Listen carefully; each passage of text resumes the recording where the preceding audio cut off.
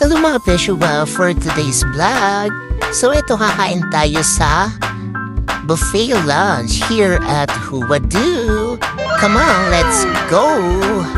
So ayan mga Peshuwa, kami Tom Goods na talaga for the highest level. O ayan, pay as you order mga Peshuwa and then attack na mga Peshuwa. Ayan o. Ang daming pagpipilian dito, may mga sushi. And then, ayan, may mga desserts din. Ayan, ang daming variant siya dito ng mga sushi, mga Peshuwa. And super yummy. And then, ayan, meron din ditong paluto, ganun. So, ayan, hindi na ikaw yung mag-grill dyan, mga Peshuwa.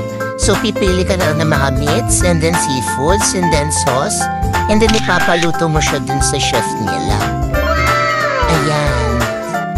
And then, ayan, may mga calamares din. And then, ayan, fresh shrimp. Yummers. Sana all. So, ayan na, ipapaluto namin.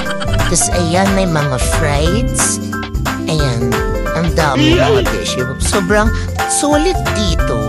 For only 15 euros, mga dishes. Buffet lunch na. And then, may mga ice creams din siya. Mga bacons, ganun. So, ayan, let's eat. So, ayan mga Peshuwa. Ayan ang aming foods. Ayan. Yan ang apong jasawa.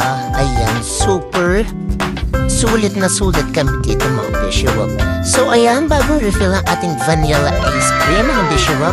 So, ayan, kuha na tayo ng ating dessert. So, ayan, chocolate ice cream naman.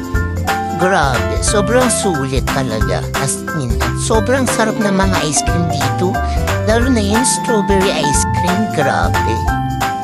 Yes, tuwang-tuwa na naman ang isang bata. Ayan, ice cream palang sulit na. So, siya pa fruits lang.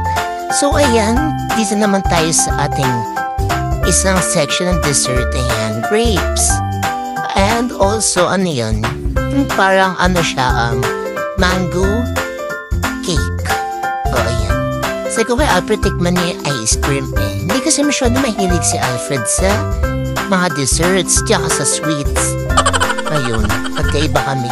Ako sobrang hilig ko dyan as in, lalo na sa ice cream. Kahit matanda, malat-malat at paus-paus na ba talagang ice cream is life, mga Peshuwa. Ayun. So, ayun. Nguya-nguya pa rin ang ate mong girl. Talagang sinusulit ang buffet. Oo. So, ayan, sabi ko, tikman niya. Pinipilit ko siya. Sabi ko, kahit isang tubo lang. Tikman niya yung ice cream. Arte niya talaga mga Peshuwa. At makulit ako mga Peshuwa. So, yung pinipilit ko pa rin talaga siya. And then sabi niya, sige na nga, tikman ko na nga. Diba? Sana all. Arty-arty niya mga Peshuwa. Arty-arty ng ngilo daw kasi yung ngipin niya kapag nag-ice cream siya. May ganun. Arty. So, ayan. For the dessert ang ate mong girl. So, ayan. Malapit na kami matapos kumain. So, that's all for today. Kitos. Moy moy.